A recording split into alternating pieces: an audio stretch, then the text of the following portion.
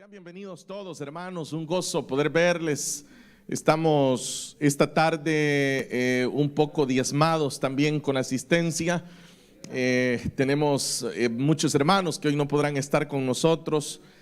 Hay un chópero este día y algunos hermanos pues no han podido disfrutar de transporte.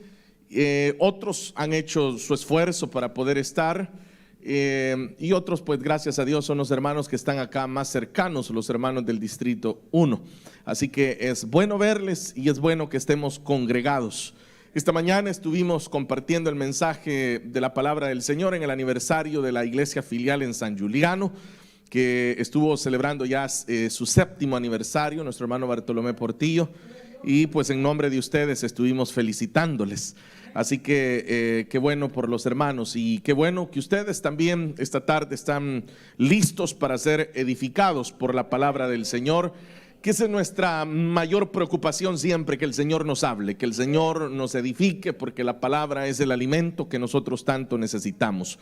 Esta tarde también tengo que mencionar que están en medio de nosotros nuestros hermanos de Elim Torino, al menos pues el liderazgo, ¿verdad? Está mi hermano Marlon ahí atrás, mi hermano Iván también, mi hermano Luis, y les acompaña mi hermano Rudy. Bienvenidos entonces los hermanos, han hecho este viaje. Ustedes saben que hoy estamos apoyando a nuestros hermanos. Yo les comentaba a ustedes entre semana que nuestros hermanos se han embarcado en un proyecto muy fuerte. Ellos están a punto de cambiar local, obviamente están también en la fase de recaudar los fondos necesarios. Hablábamos con nuestros hermanos que el proyecto de cambio de local de Torino es un proyecto de 5,000, 6,000 euros más o menos. Ese es el caso de los hermanos. Así que ellos pues aquí están y están agradecidos con el apoyo que se les está brindando, pero esperamos que la próxima todavía les apoyemos mucho más. Amén. Sí, porque merecen nuestros hermanos ese apoyo. Este grupo son puros jóvenes los que hay allá en Torino, y eso es importante porque es largo el camino que les resta. Vamos a ponernos de pie, hermanitos, para dar lectura en esta tarde. Segundo libro de Crónicas es el que vamos a leer en esta oportunidad, capítulo número 25 del segundo libro de las Crónicas de los Reyes de Israel.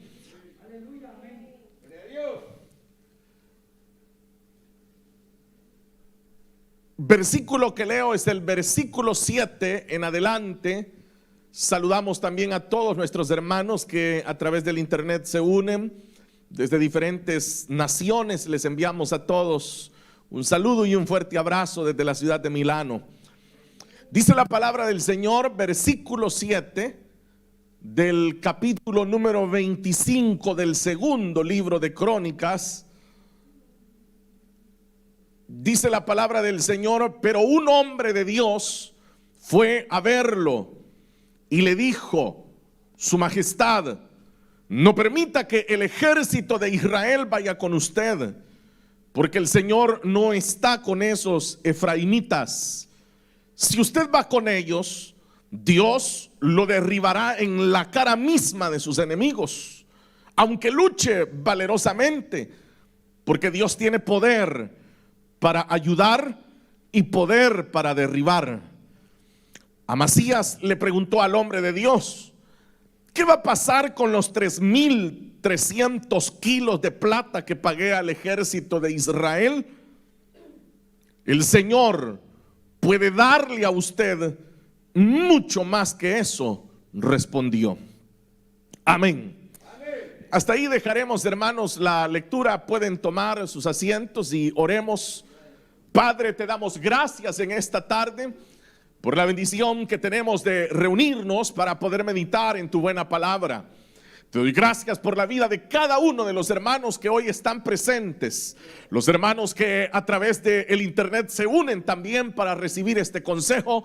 Hoy, Señor, abrimos nuestros corazones conscientes de la profunda necesidad que tenemos de que nos hables. Instrúyenos, Señor, edifícanos, fortalécenos a través de tu palabra. Te suplicamos, Señor, que cada uno de nosotros pueda salir de este lugar siendo bendecido y edificado por la verdad del cielo.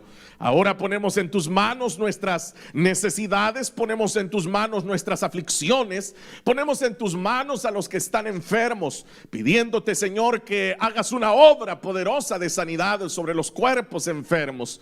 Muy especialmente rogamos por la vida de María Julia Valiente, Señor, quien se encuentra en un estado delicado de salud, mas nosotros, Señor, sabemos que tú tienes el poder para otorgarle una recuperación completa. Nos unimos, Señor, a la familia que clama, nos unimos, Señor, a esta necesidad, sabiendo, Señor, que de acuerdo a tu misericordia obrarás. En el nombre de Cristo Jesús, muchas gracias, Señor, te damos. Quédate con nosotros en el nombre de Jesús. Amén, Señor, y amén. Amén, hermanos. He seleccionado solamente estos versículos porque la historia es una historia bastante extensa y se nos irían muchos minutos en la lectura, ya que tendríamos que leer el capítulo 24 y posteriormente el capítulo 25. Ya lo hemos explicado en otras oportunidades.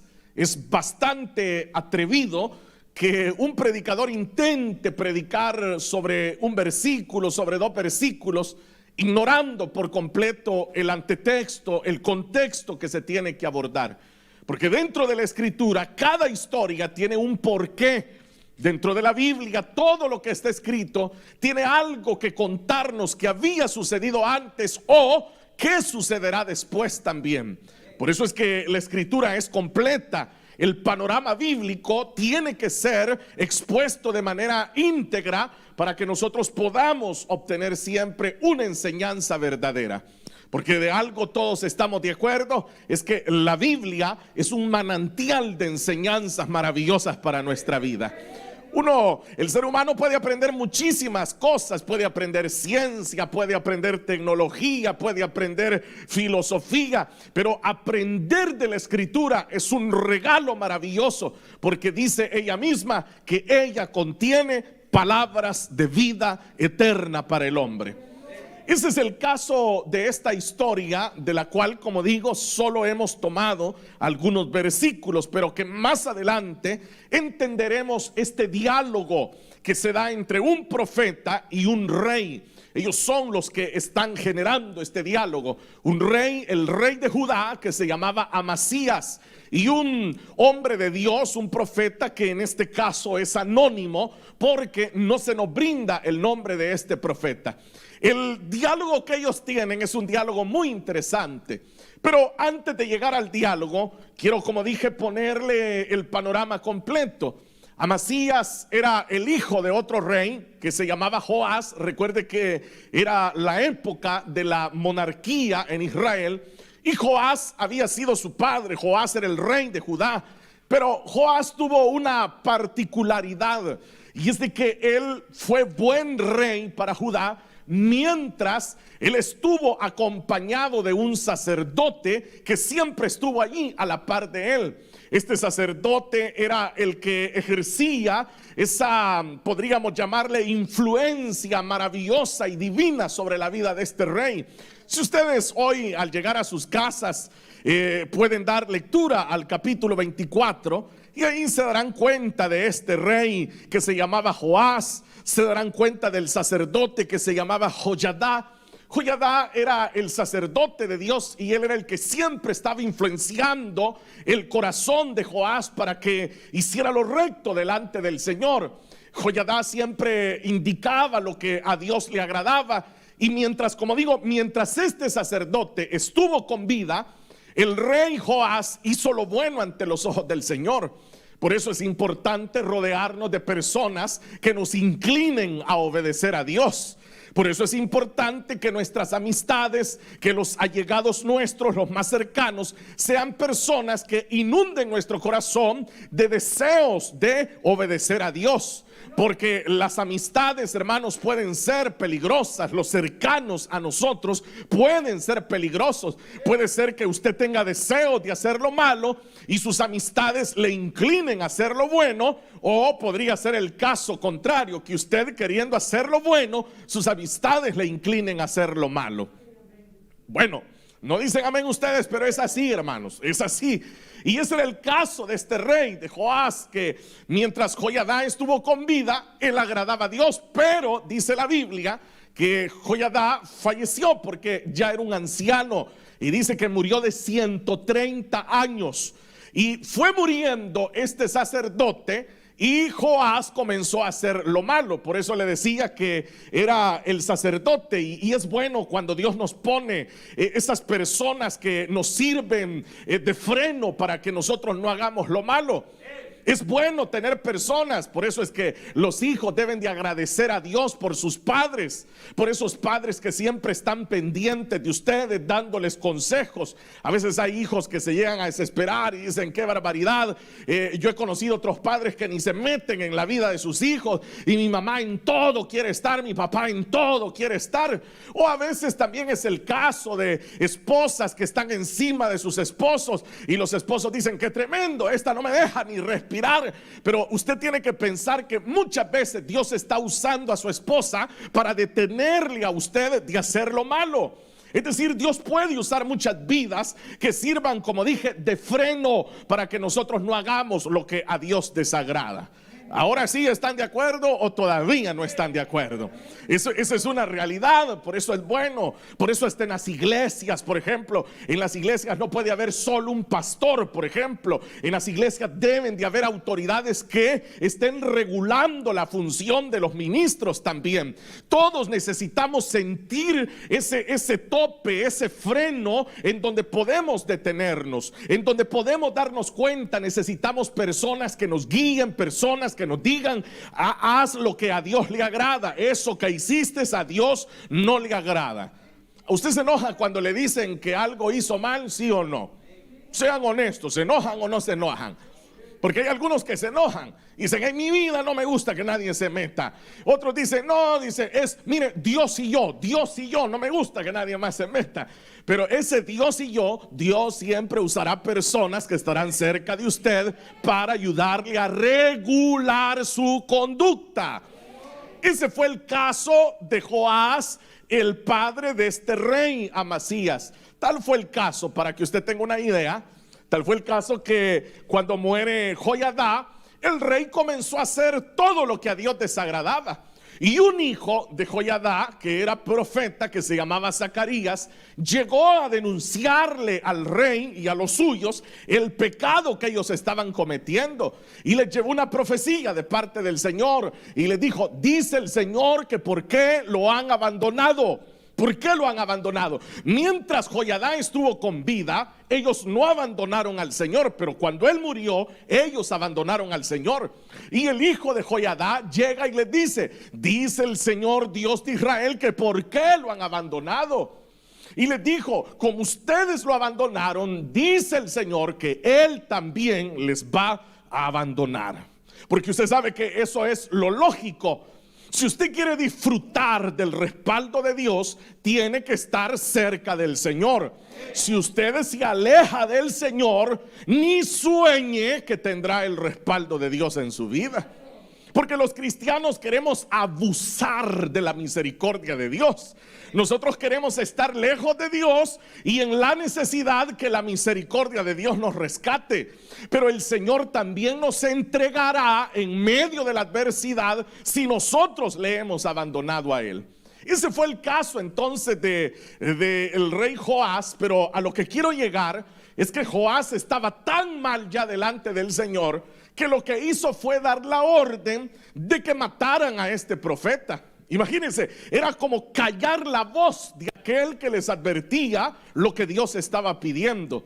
Y esto es otro detalle que debemos de valorar. El diablo siempre va a querer cerrar la boca de aquellos que denuncian el pecado, de aquellos que hablan de vivir una vida agradable delante de Dios. Y eso fue lo que hizo el rey. Dijo: mátenlo. Dio la orden. Y dice la escritura, y usted lo va a leer más tarde porque lo van a leer, ¿verdad? Dice que lo mataron a pedradas. Es decir, lo mataron con piedras, una muerte horrenda. Y no solamente eso, ¿sabe a dónde lo mataron? En el atrio del templo. Usaron los atrios del templo para matar a un hombre de Dios. Y entonces el Señor le pagó a Joás esa sangre que él había derramado de ese profeta.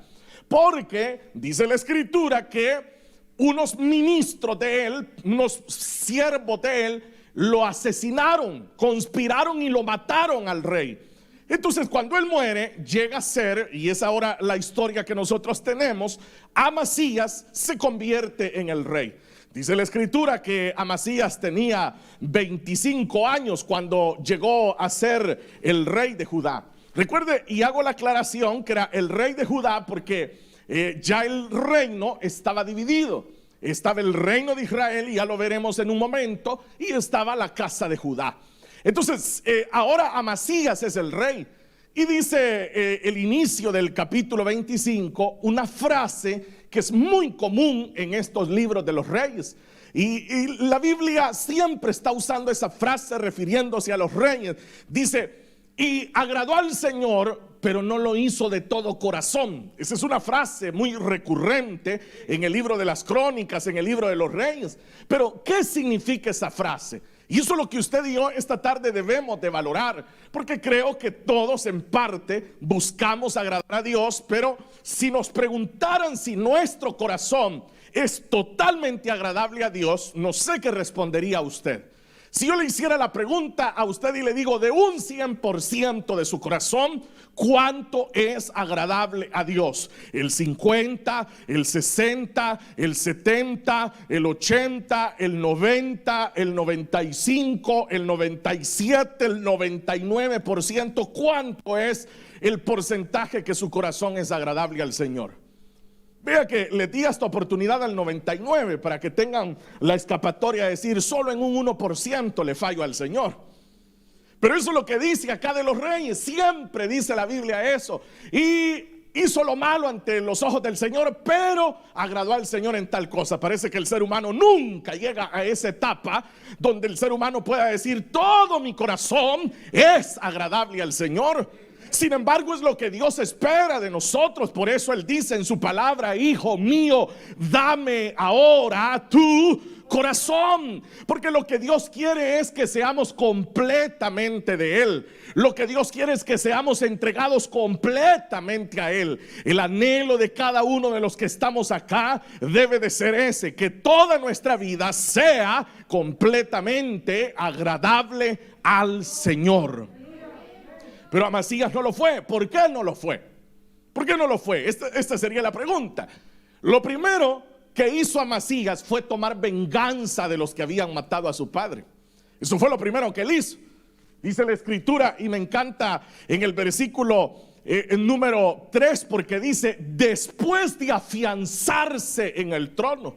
Es decir, cuando ya tuvo el poder. Porque usted sabe que el poder es así. El poder, los filósofos dicen que el poder corrompe. Es decir, el que llega a tener poder puede hacer muchas cosas. Por eso se llama poder, porque se puede hacer lo que quiera.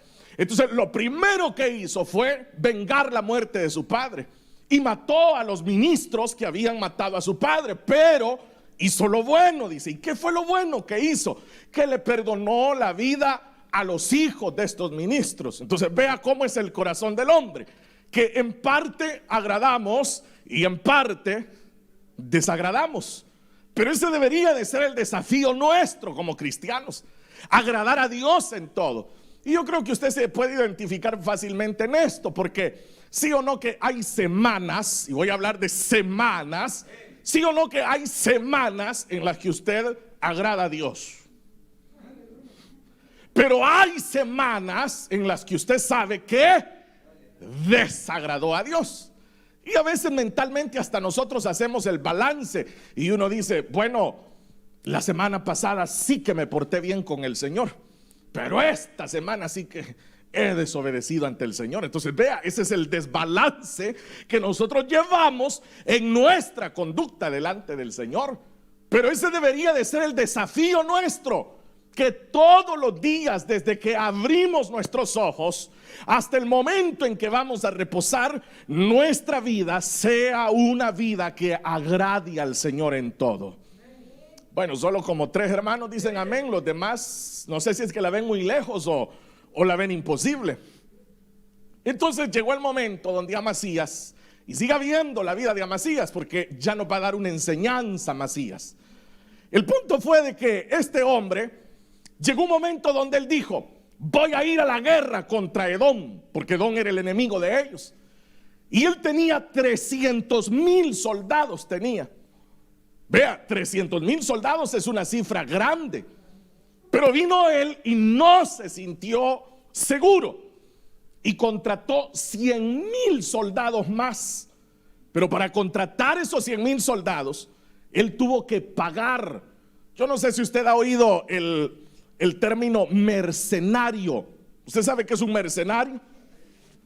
Es un soldado, un guerrero que va a la batalla, pero el único interés que él tiene es que le van a pagar dinero por ir. Eso es un mercenario. Entonces un mercenario es contratado para ir a la guerra. Entonces vino él y contrató 100,000 guerreros y les pagó, dice la escritura, que él les dio en el versículo número 6, dice que él pagó 3,300 kilos de plata. Eso le costaban esos 100,000 guerreros. 3,300 kilos de plata. Ahora piense, bueno, no sé si alguno de ustedes es rápido para las matemáticas, pero divide usted 3,300 kilos entre 100,000 soldados. ¿A cuánto les habrá tocado? ¿Cuántos kilos les habrán tocado a cada soldado? Pero él lo que quería, oiga bien, lo que él quería era ir seguro a la batalla.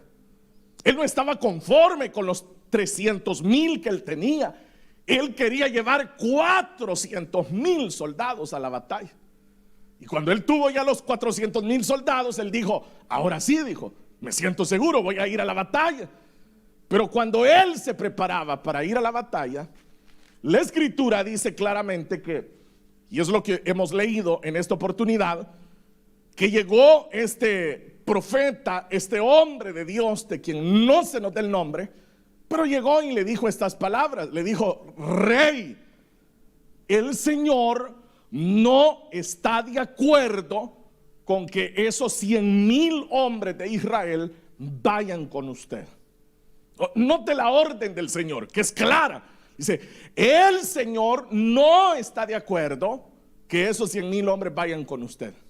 Ahora, póngase usted en el lugar de Amasías. ¿Qué hubiera hecho usted? No puede llevar esos 100,000 soldados usted. El Señor le está diciendo que no los lleve, que está prohibido que los lleve. ¿Qué haría usted? ¿Qué harían ustedes? Ustedes Amasías, y le están dando la orden de que no lo vaya a llevar. ¿Qué haría usted? Uno dice: no lo llevo, pero había un problema. Y eso fue lo que dijo Amasías: ¿y qué de los 3,300 kilos que ya pagué? Ahí vino el problema, que había un costo, había una inversión que se había hecho, había algo que se iba a perder si Amasías despachaba a estos 100,000 soldados. Y esa es la enseñanza de esta tarde. Es ahí donde usted y yo tenemos que reflexionar, que nosotros hacemos lo que es fácil, pero cuando hay algo que requiere demasiado esfuerzo, ahí es a donde nosotros nos cuesta obedecer a Dios.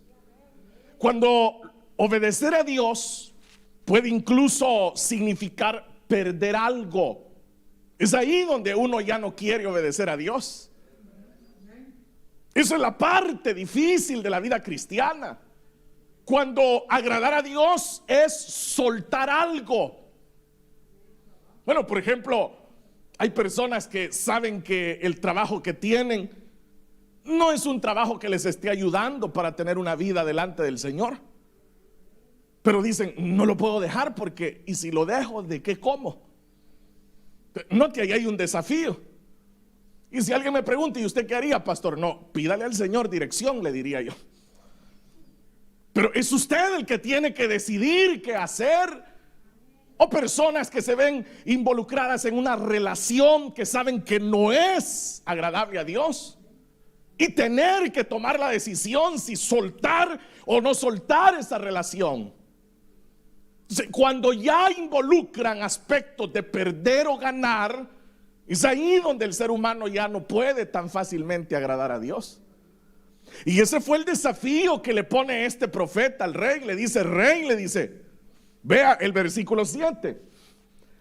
Pero un hombre de Dios fue a verlo y le dijo: Su majestad, no permita que el ejército de Israel vaya con usted, porque el Señor no está con los efraimitas. Que aquí a lo que estaba haciendo referencia era a la casa de Efraín.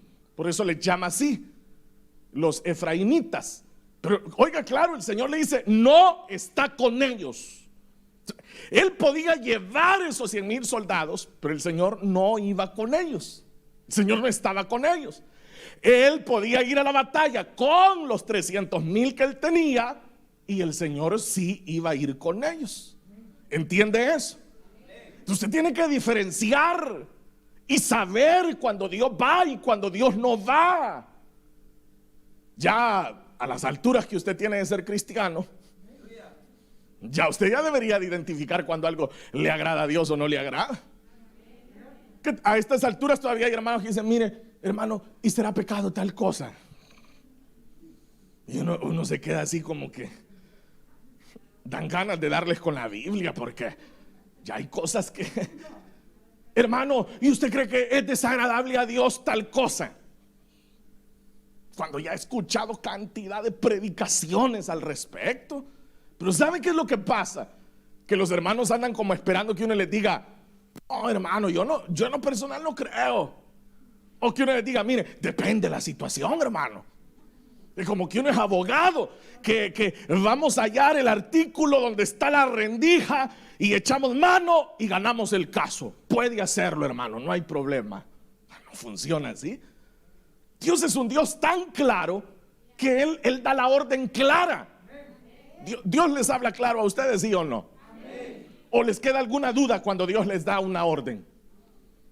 ¿O son ustedes como los niños, verdad? Que ahí van y al rato se regresan y ¿cómo fue que dijiste? Dicen los niños. Y usted hasta se enoja. Ya me han contado sus hijos que ustedes hasta se enojan. ¿Ustedes creen que el Señor no se va a enojar vernos a nosotros? Que el Señor nos habla claro y nosotros ¿qué hacemos? Nos hacemos los que no entendimos. Y después uno dice, yo no sabía que era desagradable a Dios. Yo no me imaginé que con eso el Señor, o sea, yo lo vi bien mínimo. Yo sentí que no era gran cosa. Yo sentí que hay otros que peores cosas hacen. Esa es la otra que agarramos, de andar viendo en quién nos escudamos. Andar diciendo, si hay otros que peores cosas hacen. El Señor no le va a preguntar por las peores cosas que otro haya hecho. Le va a preguntar por las que usted hizo y por las que dejó de hacer. Por eso le va a preguntar a usted el Señor. Porque este hombre llega directamente donde el rey y le dice, rey, no lo lleve. Dice el Señor que no lo lleve, que Él no está con ellos. Y sigamos la lectura. Le dice, versículo 8, si usted va con ellos, Dios lo derribará en la cara misma de sus enemigos, es decir, de Edom. Y le hace la aclaración, le dice, aunque luche valerosamente. Entonces, ¿qué le estaba diciendo el Señor por medio del profeta? Que la victoria no era del número de soldados que se llevara, sino que la victoria la da la mano del Señor. Es Él el que da la victoria. Entonces se lo está diciendo claro. Ahora, en otras palabras, la equivalencia de esto sería que lo que nos dará la victoria es nuestra obediencia a lo que Dios diga. Si usted quiere ver victoria en su vida, sea obediente. Quiere que las puertas se le abran, sea obediente. Con sus pocos recursos quiere vencer, sea obediente. Con lo poco que usted sabe quiere salir adelante, sea obediente. Sea obediente. Ahí está la clave. Ahí está la clave, porque le dijo al rey: si usted lo lleva, piensa ir a la guerra con 400,000 soldados. Cualquiera se sentiría confiado. Para que tenga usted una idea, es como que usted tenga 400,000 euros para todo el año. ¿Quiénes quisieran tener 400,000 euros para un año? Es 1 de enero y usted tiene en las manos 400,000 euros. ¿Sí o no que esta cabecita nos diría: ya estás hecho? Alma mía, muchos bienes tienes. Eso pensaríamos. Pero si el Señor no va, yo le aseguro que ni agosto llega con esos 400,000 euros. Por eso es que hay gente que se queda y dice: ay, el pastor me dice, ¿cómo se le va a uno, verdad, el dinero de las manos? Como que es agua. A usted, digo yo. ¿Será usted? A mí no. A mí no. No se me va así. Lo que Dios me provee me abunda, me sobra. Porque cuando el Señor está en medio, es Él quien da la victoria. Con pocos o con muchos, el Señor da victoria. Aunque luches valerosamente, le dijo, vas a caer delante de tus enemigos, porque el Señor no va ahí. No va el Señor. Entonces aquí venía el punto donde tenía que tomar la decisión. Y oiga, esta frase yo diría es el corazón de la enseñanza, porque le dice estas palabras y haga las suyas, guárdelas en su corazón, porque le está dando la razón por la cual debe de obedecer a Dios. Note que primero le ha dado la orden, pero ahora le va a dar la razón por la que hay que seguir esa orden. Porque Dios tiene poder. Todos sabemos que Dios tiene poder. Todos clamamos al poder de Dios. Pero le va a aclarar que Dios tiene poder, número 1, para ayudar. Pero número 2, y también para poder derribar. Entonces, su victoria está en las manos del Señor, pero también su derrota. Entonces, si el Señor no pelea por usted, está perdido. Porque el poder es de Él, no nuestro. Entonces, Dios es el que puede darle la victoria. Y como tuvo el poder para darle la victoria, también tiene el poder para hacer que el otro triunfe sobre usted. Entonces ahí es donde quedamos nosotros entre la espada y la pared, igual que a Amasías. Ahora Amasías tenía que tomar una decisión. El profeta ya habló. El profeta ha sido claro y le dice: Dios tiene el poder. Y todos los de Lelín, amén. Espérese, le dijo el profeta, pero tiene el poder para dar la victoria y también para derribarte. Entonces, ¿qué va a querer? Le dijo. ¿Opción A o quiere la opción B? ¿Cuál quiere? Y se la pregunto a usted, ¿cuál de las dos le gusta más? ¿Quieren el poder para vencer o quieren el poder para ser derribados? Y no importa que usted ponga cara de león y que usted saque el pecho, porque ahí le dijo: aunque luches valerosamente, aunque seas el mejor guerrero, aunque conozcas 1000 oficios, seas lo que seas, no vas a triunfar. Por el contrario, vas a caer derribado si no lo obedeces. ¿Quién creería que todo estribaba en despachar a esos 100,000 mercenarios? Y a veces Dios nos pide cosas así que uno ni las entiende, y que uno hasta dice: ¿y por qué me estará pidiendo eso el Señor? Pero Dios sabe lo que nos está pidiendo. Y era porque el corazón de Amasías estaba reposado en el número. El corazón de Amasías reposaba en esos soldados, porque si usted lee los versículos anteriores, que ya dijeron que lo van a hacer, dice que cuando él hizo el censo, eran hombres mayores de 20 años Y dice que todos eran aptos para ir a la guerra, capaces de manejar la lanza y el escudo. Y dice que los que llevaba de Israel eran guerreros valientes. Entonces, claro, él se sentía seguro ir con 400,000 hombres. ¿Quién se nos pone enfrente? Pero como el Señor siempre quiere la gloria para él, no, dijo el Señor, me despachaste esos 100,000. Pero ahí venía el pero de Amasías y el pero nuestro. Pero ¿y qué de la plata? No se las puedo pedir de regreso, no me la van a dar. Entonces ahí comienza uno a sufrir. Como cuando usted, pues ya le dije, le agarra así, ¿no? Pero es que si dejo de ir a trabajar los domingos, voy a ganar menos. Pero es que estoy enamorado y si la dejo siento que me muero. Y uno comienza a pensar en lo que va a soltar, en lo que va a perder.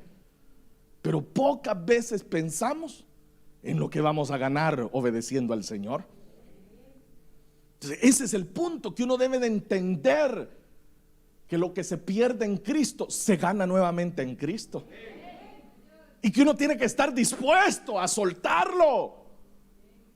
Veamos entonces qué sucedió con Amasías. Versículo 9. Amasías le preguntó al hombre de Dios: ¿qué va a pasar con los 3,300 kilos de plata que le pagué ya al ejército? Note que la mente del rey está puesta en lo que es de valor para él. Allí está puesta la mente, en lo que era de valor para él. Pues porque imagínense en esa época 3,300 kilos de plata. Bueno, yo creo que hasta en nuestra época eso sería un tesoro. Entonces él dice: lo voy a perder con esa plata, ¿qué va a pasar?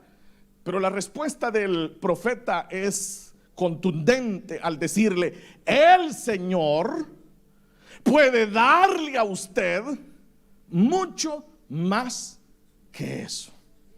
Y eso es lo que le digo a usted esta tarde: el Señor puede darle a usted mucho más de lo que haya perdido. El Señor se lo puede regresar, sea lo que sea. El Señor se lo puede regresar.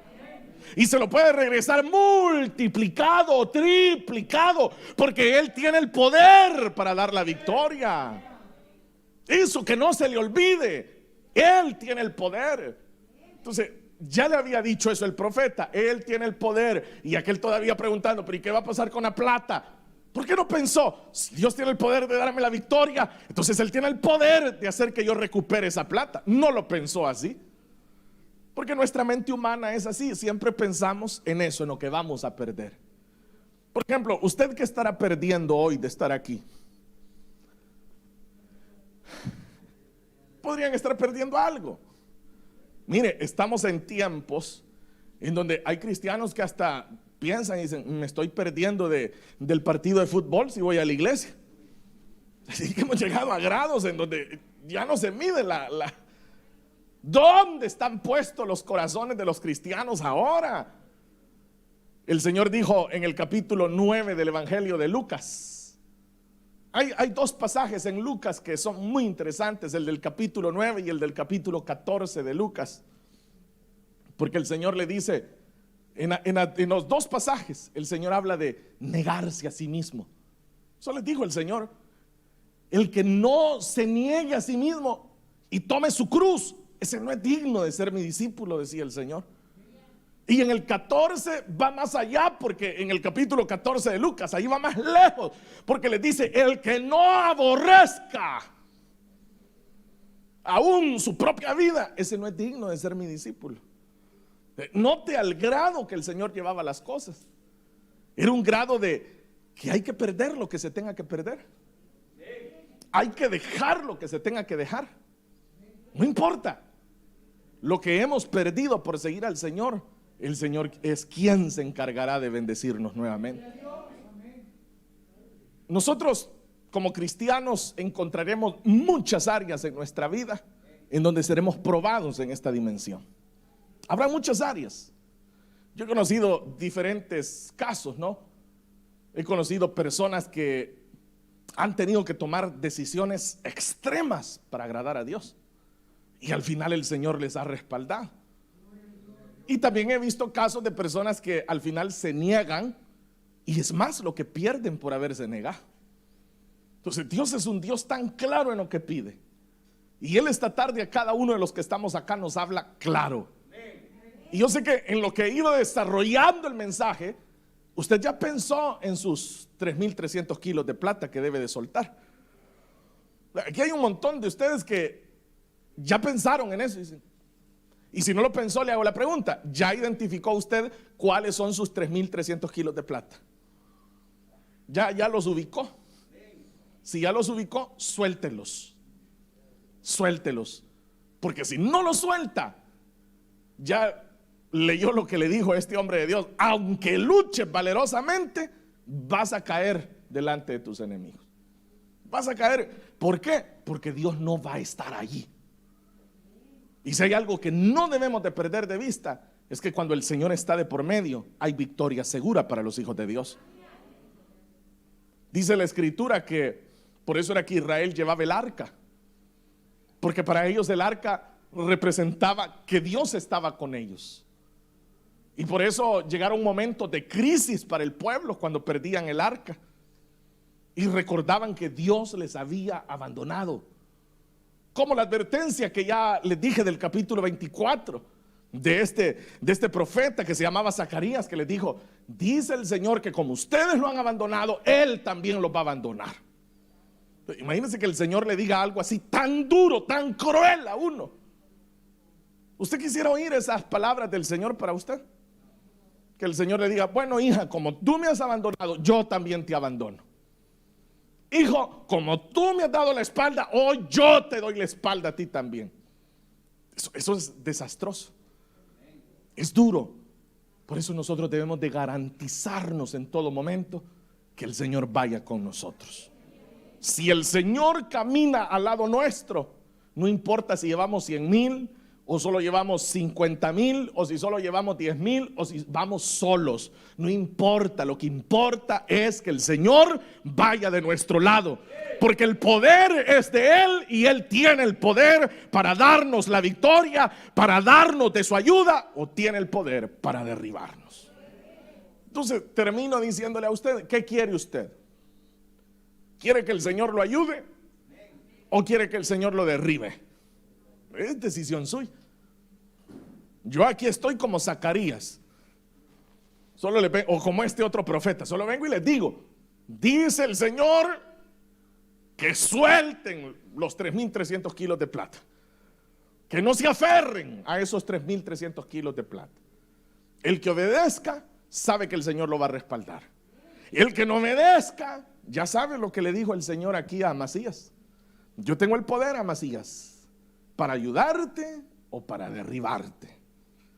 Así que usted decide si quiere ser ayudado o derribado. Amén, hermanos. ¿Les ha quedado claro, sí o no? Sí, el Señor es claro cuando nos habla. Aquí no hay tales que uno va a salir después diciendo: es que, perdón, Señor, yo no le entendí al hermano. No, el Señor nos habla claro. Claro, por eso hemos andado hasta por la historia del papá para llegar a la historia del hijo, para que usted entienda perfectamente y consecuentemente el orden de todo lo que aquí está escrito. ¿A dónde queríamos llegar? Y queríamos llegar ahí, a esa frase del Señor: Él tiene el poder para ayudar o tiene el poder para derribar. Y como ya sabemos que Él tiene el poder, entonces busquemos mejor el poder de Dios para que nos ayude. Porque si el Señor es con nosotros, ¿quién contra nosotros? Amén. Vamos a orar. Cierren sus ojos, hermanitos.